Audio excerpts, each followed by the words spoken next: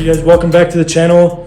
We got this thing ready for paint. We're gonna go ahead and go up to the top. We have a shop up top, and we have a Redneck engineered paint booth, which is, I guess we'll see if it works or not. If it fails, whatever. I mean, we gotta make do with what we have. So we got a Redneck engineered paint booth that we're about to go up, and you guys will see as well.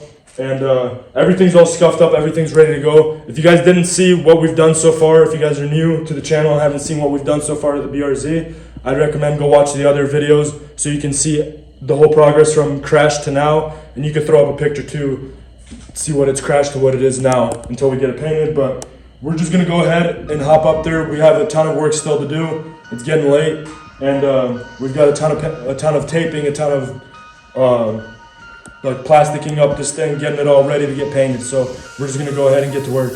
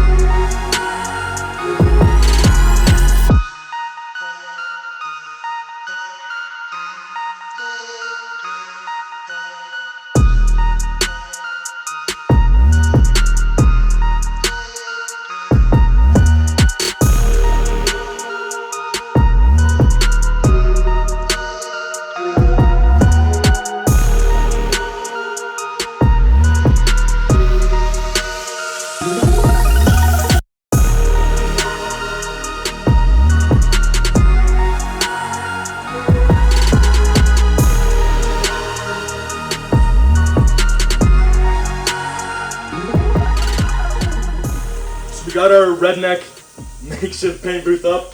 It's got a ton of plastic up that we just kind of covered.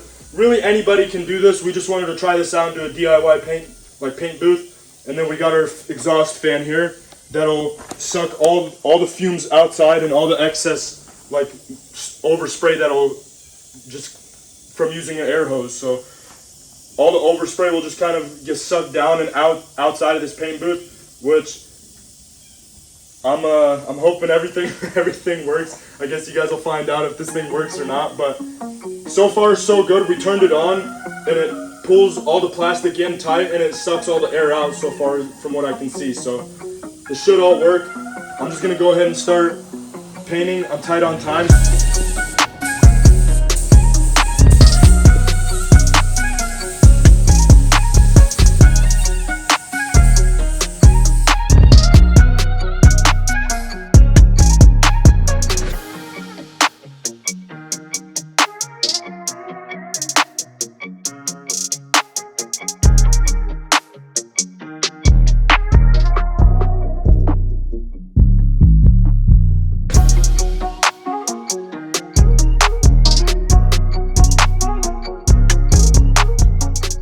Right now we're tack clothing everything before we lay the clear coat on, just to get any like excess overspray that might have just kind of dried up on it, or any dust, any bugs, whatever, because we are outside.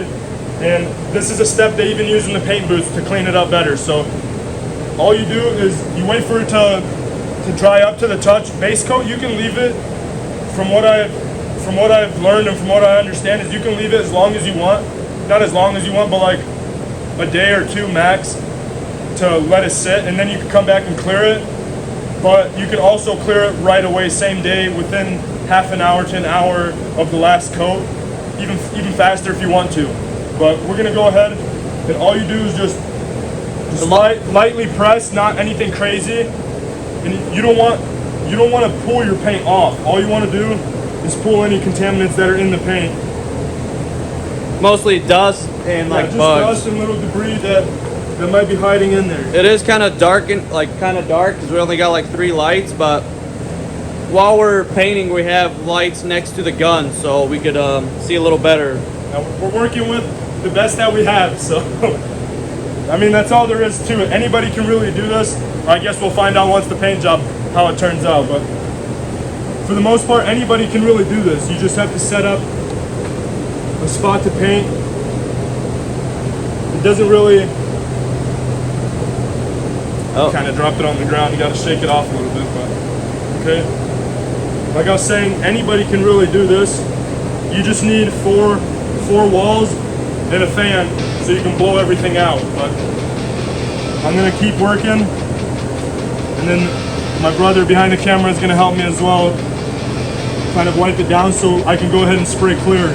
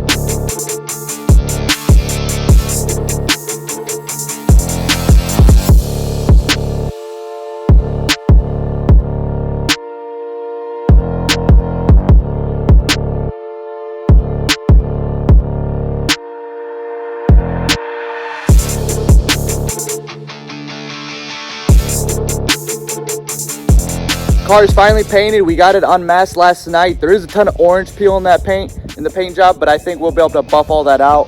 But now it's basically time just to start reassembling everything. We're gonna go ahead and throw on the bumper, the headlights, and we'll probably wait on the wing, but let's go ahead and throw on the bumper and the headlights.